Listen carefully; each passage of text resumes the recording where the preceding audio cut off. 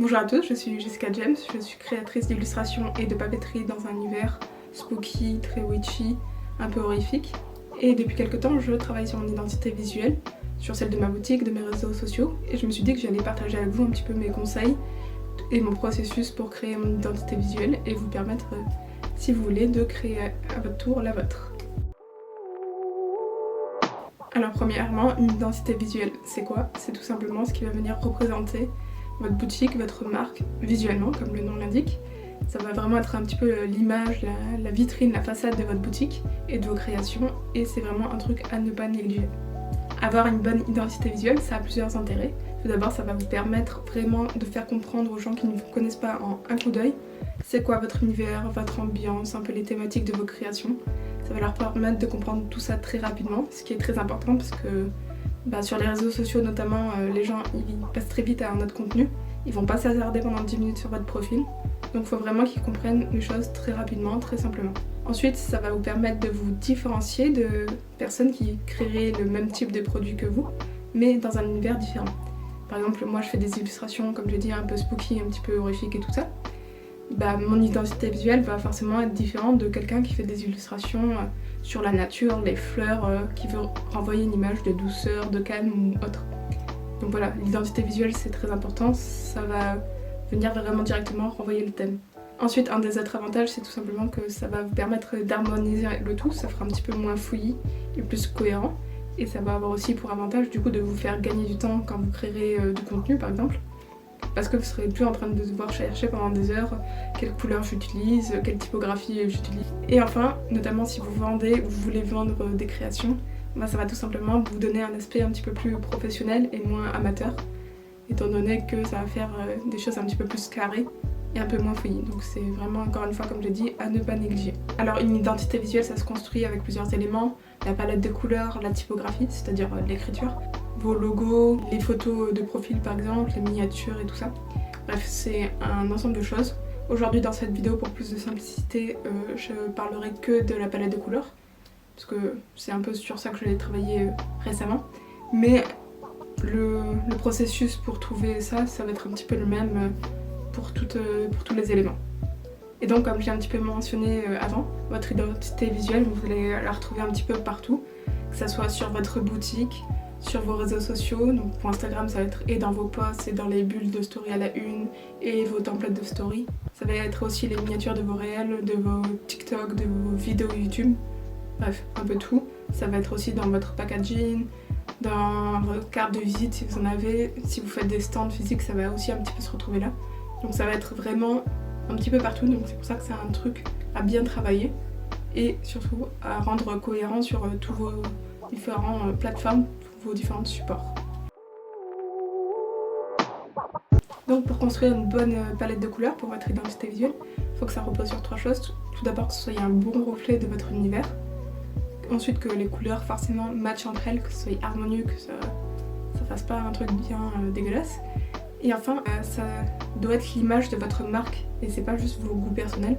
Bon, même si ça va se rejoindre, parce qu'a priori, si vous créez des choses que vous aimez, j'ose espérer. Donc forcément, les couleurs risquent d'être des choses que vous aimez aussi. Mais il faut bien se rappeler que c'est pas juste vous mettez vos couleurs préférées et puis voilà. C'est vraiment les couleurs de votre marque, de votre boutique, de votre univers, et pas vos couleurs. Alors pour la création elle-même de la palette de couleurs que vous allez utiliser, encore une fois, je ne suis pas une experte sur le sujet, donc je vous conseille de faire comme moi et de garder les choses relativement simples, donc pas prendre 1 million de couleurs. Les choses que vous allez devoir trouver, ce sont une couleur principale, qui va être vraiment la couleur qui va représenter votre marque. Donc c'est un petit peu sur celle-là que vous devez le plus réfléchir, parce que les autres couleurs vont un petit peu découler de cette couleur principale. Donc une fois que vous avez trouvé votre couleur principale, il faut une sorte de couleur secondaire, une sorte de couleur d'accentuation on va dire. Donc ça va être une couleur qui va vraiment trancher, contraster avec la couleur principale, mais qui reste quand même bien harmonieuse avec elle. Ensuite vous devez avoir une couleur de fond, donc ça va être généralement une couleur assez claire, soit dans des tons assez neutres comme des gris, des beiges ou autres, ou tout simplement la nuance la plus claire de votre couleur principale. Ensuite, vous faudra une couleur pour l'écriture, tout simplement. Encore une fois, pas besoin de faire compliqué, vous partez sur des noirs ou des dérivés du noir, genre des bleus très foncés, des gris très foncés. L'avantage de ne pas prendre du noir brut, c'est que ça rend les choses un petit peu plus douces, on va dire. Selon votre style, ça peut être utile. Et enfin, vous allez devoir trouver 1 à 2 couleurs max complémentaires. Ça va vraiment, un petit peu comme la couleur secondaire, venir accentuer un élément. Mais ça doit être vraiment un peu les couleurs que vous utilisez en dernier recours, quoi. C'est vraiment, s'il y a plein d'éléments, bah, vous mettez ces couleurs-là, mais sinon, faut pas non plus que votre identité visuelle, votre palette de couleurs soit un petit peu trop brouillonne. Donc concrètement, pour créer votre palette de couleurs qui va donc faire partie intégrante de votre identité visuelle, vous allez commencer par une première étape de brainstorming. C'est l'étape la plus importante, donc ne la sautez pas. Vous allez sortir une feuille et un stylo et dans un premier temps, vous allez écrire tous les mots qui vous viennent pour décrire vraiment l'univers, la thématique de vos créations et de votre boutique. Et dans un second temps, vous allez faire la même chose, mais ce coup-ci pour décrire un peu l'atmosphère, le mood général que vous voulez renvoyer avec vos créations. Ça peut être le message aussi, les valeurs, bref, vraiment plus en termes d'image que vous voulez renvoyer. Je vous donne un exemple avec mes propres créations. Pour décrire le thème, l'univers, ce serait du spooky, sorcellerie, fantômes, créatures. Et pour décrire plus l'atmosphère, l'ambiance que j'ai envie de dégager avec mes créations, ce serait une ambiance un peu sombre, un peu étrange, un peu magique, fantastique. Je vous donne un autre exemple. Si vous faites des illustrations justement de plantes et de fleurs, les mots-clés pour décrire les thématiques, ça va être justement plantes, fleurs, arbres, papillons, ce que vous voulez. Et les valeurs ou l'atmosphère que vous voulez dégager, ça va être peut-être quelque chose lié à la douceur, au naturel, avec des valeurs d'écologie. Donc c'est un truc super important parce que je vous rappelle que votre identité visuelle, ça doit venir vraiment représenter votre univers, le message que vous voulez renvoyer, l'image que vous voulez avoir. Donc si c'est pas clair dès le départ, vous risquez vite de partir dans tous les sens.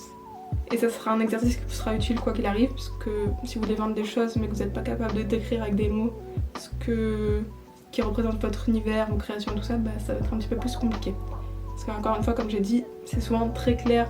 Nous, on voit ce qu'on veut faire, mais l'expliquer avec des mots, c'est toujours plus compliqué. Une fois que vous avez dressé la liste de tous ces mots-clés qui décrivent du coup l'univers, la thématique et un petit peu l'ambiance que vous voulez dégager avec vos créations, vous allez essayer d'associer une couleur à chaque mot-clé. Et normalement, il y a une couleur qui devrait ressortir parce qu'elle correspondra à plus de mots-clés. Et donc ça sera généralement votre couleur principale, celle qui définit le mieux votre univers, votre marque, votre boutique, vos créations. Donc pour ma part, c'est le violet parce que ça correspondait bien à l'univers un peu sombre que je voulais, au côté sorcellerie un peu magique, voilà, un côté mystique, mystérieux, bref, c'était une bonne couleur pour moi, donc c'est celle que j'ai conservée. Donc à vous de trouver la vôtre. Prenez quand même bien le temps de réfléchir sur cette couleur, parce que comme j'ai dit, c'est un peu de cette couleur que vont découler toutes les autres. Donc voilà, prenez bien le temps de choisir celle qui définira le mieux votre marque. Et une fois que c'est fait, ou si vous ne trouvez vraiment pas l'inspiration, la chose que vous allez faire avec tous ces mots-clés, c'est de rentrer certains de ces mots-clés, ceux qui correspondent le plus à votre univers, sur Pinterest, sur Instagram, sur je sais pas, même Google Images si vous voulez. Et vous allez voir un petit peu toutes les images et surtout l'ambiance générale et les couleurs globales qui ressortent de ces images. Ça pourra soit valider votre idée, soit vous donner de l'inspiration si vous aviez vraiment pas d'idée. Une fois que vous avez un peu trouvé et validé votre couleur principale, vous allez en choisir la nuance selon un peu, encore une fois, l'ambiance que vous voulez dégager. Donc soit des tons pastels, très doux et tout ça, soit des couleurs plus vives, plus énergiques, soit des couleurs plus sombres et un petit peu plus élégantes peut-être. Et une fois que c'est fait, vous allez pouvoir passer à la recherche de votre couleur d'accentuation, votre couleur secondaire. Donc le plus simple pour ne pas faire d'erreur, c'est tout simplement d'utiliser les couleurs complémentaires.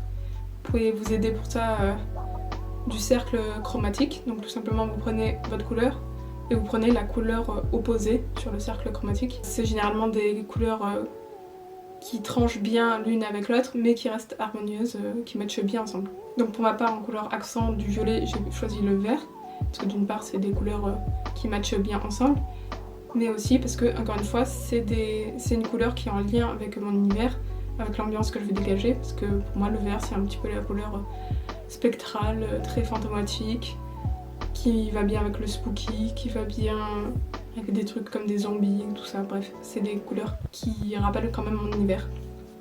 Pour vous aider à trouver des couleurs, comme j'ai dit, vous pouvez faire des recherches sur Pinterest et tout ça. Vous pouvez même taper votre mot-clé et taper ensuite color palette par exemple. Ça va vous donner de l'inspiration si vraiment vous ne trouvez rien. Vous pouvez aussi utiliser des générateurs de palettes de couleurs en ligne. Je vous mettrai en description le lien de celle que j'utilise personnellement. Ça vous permettra un petit peu de valider vos idées, savoir si vous faites pas un truc à côté de la plaque. Une fois que vous avez un petit peu trouvé toutes vos couleurs, donc votre couleur principale, la couleur secondaire qui va venir trancher avec la principale, la couleur de fond qui va être une couleur assez claire, peut-être une nuance très claire de votre couleur principale, votre couleur de texte et une ou deux couleurs complémentaires, bien vous avez votre palette et le meilleur moyen de la valider ou pas, c'est tout simplement de la tester de manière concrète. Donc je vous recommande de créer par exemple des templates pour Instagram, des posts Instagram ou des miniatures de quelque chose. Comme ça va vous permettre de voir concrètement comment ça rend, parce que des fois avec par exemple les générateurs de palettes de couleurs ça rend bien ensemble, mais dans l'application concrète des fois c'est pas ouf. Donc voilà, c'est différents types de templates, certaines avec des illustrations, certaines avec du texte, le mélange des deux ensemble, parfois avec beaucoup d'éléments pour voir si vos couleurs complémentaires ça irait bien aussi. Donc faites des tests, comme ça vous permettra de vous rendre compte concrètement du rendu des choses. Et pour finir, je vous donne quelques derniers petits conseils pour bien créer votre palette de couleurs. Vraiment j'insiste sur le fait que votre identité visuelle doit correspondre à votre univers, votre thématique, l'ambiance que vous voulez dégager, donc vraiment partez de ce point-là et ne négligez pas cette première étape de brainstorming. Ensuite, mon deuxième conseil, ça va être de vous fixer un délai pour travailler sur votre identité visuelle. Surtout si vous êtes comme moi, je peux passer des mois sur ça, donc vaut mieux se fixer un délai assez court, genre une semaine grand maximum. Ça sera largement suffisant, ça vous donnera le temps de trouver vos mots-clés, de trouver vos premières couleurs, de voir si tout match ensemble, d'essayer des templates pour voir si le rendu concrètement vous plaît. Mais fixez-vous un délai, sinon ça va prendre beaucoup de temps. Et ensuite, tout simplement, vous allez essayer cette palette de couleurs, vous allez essayer cette partie d'identité visuelle et vous pouvez tout simplement la changer si ça ne vous plaît pas avec le temps. Moi d'ailleurs, c'est ce que j'ai fait, j'avais essayé une première palette de couleurs qui était plus dans les violets rosés, mais au final, avec le temps, j'ai vu que même si ça correspondait bien à l'aspect, on va dire, witchy de mon univers, le côté spooky, vraiment, il y était un petit peu moins et je trouvais que ça faisait aussi un petit peu trop girly, je sais pas comment dire, mais du coup j'ai changé ma palette. Mais bon, c'est que en l'utilisant un petit peu que je me suis dit non, ça me va pas trop en fait, et donc sachez que vous avez la possibilité de changer. Donc changez pas toutes les 50 secondes non plus, faut que dans la tête des gens ça soit clair, mais voilà, laissez-le un temps, si vous l'aimez pas, vous la rechangez. Et enfin, dernier conseil qui est plus histoire de vous rassurer un petit peu, les gens ne vont pas s'abonner ou acheter vos créations pour votre identité visuelle, donc vous mettez pas trop de pression, visez pas la perfection absolue lorsque vous créez votre identité visuelle. C'est vraiment un plus, c'est un peu l'emballage de vos créations, donc faites-le bien mais sans vous mettre une pression de ouf. Et surtout sans perdre trop de temps et d'énergie sur un truc qui n'est pas votre domaine, vu que votre truc a priori c'est de créer ce que vous voulez créer.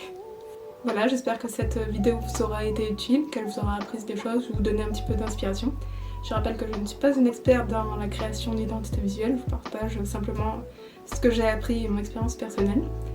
N'hésitez pas à me dire en commentaire si vous aimez bien ce format de vidéo un petit peu conseils et astuces. J'en referai si ça vous plaît. Et si vous avez des thèmes en particulier dont vous voulez que je parle, n'hésitez pas. Comme toujours, n'hésitez pas à vous abonner, mettre un like, ça fait toujours plaisir. Et je vous dis à bientôt pour la prochaine vidéo. Et sur ce, je vous souhaite une bonne journée.